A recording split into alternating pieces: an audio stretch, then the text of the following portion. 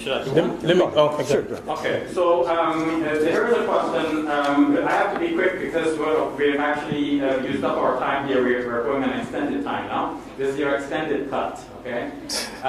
So this question is addressed to me. If God supported the composition and compilation of the Quran, how come he didn't do the same thing with the Bible? How come he didn't protect and preserve the Bible?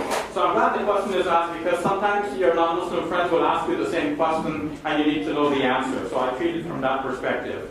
Well, we can offer the following. One is that in the case of the previous prophets, Allah subhanahu wa ta'ala already has a plan that he's going to send other prophets. So if the teachings of the previous prophets get lost or distorted over time, Allah's plan for that is that he will send another prophet. So the impetus and the need to preserve the previous writings was not as great as in the case of the Quran. We can add to this that Allah subhanahu wa ta'ala largely leaves human beings free to follow the guidance or to refuse the guidance.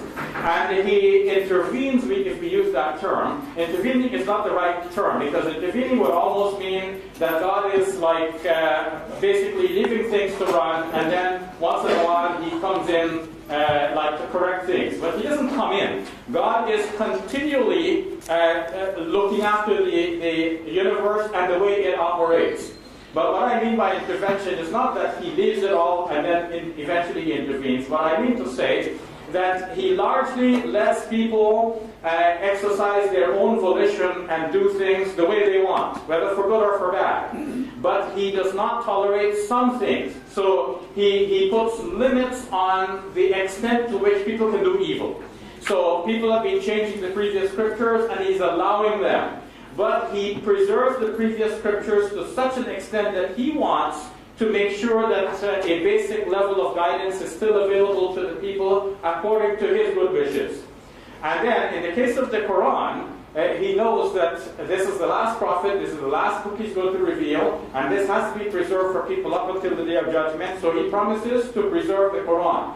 So in the 15th chapter, in the 9th ayah, Allah subhanahu wa ta'ala says, إِنَّا نَحْنُ نَزَّلْنَا الذِّكْرَ وَإِنَّا لَهُ لَحَافِظُونَ. We certainly have revealed the reminder, which is a reference to the Quran in the surah, وَإِنَّا لَهُ لَحَافِظُونَ. And we are protecting it. So the one who memorizes the Quran, we call him a hafiz. Here it says that we are the hafizun. That's hafiz in plural. Allah is the ultimate hafiz. What does the hafiz do? He preserves the Quran in his memory. Our hafiza, she preserves the Quran in her memory.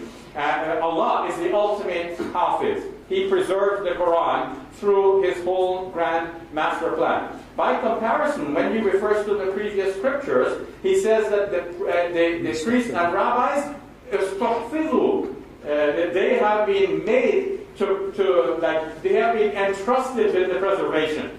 So Allah is hafiz of the Quran, and he has entrusted the priests and rabbis to preserve the previous scriptures. And to what extent they have preserved it, we all know very well, and their failure to have preserved it well. And Allah subhanahu wa ta'ala has guided us to his preserved book. For that we thank him, and we have a responsibility to introduce this book to others as well.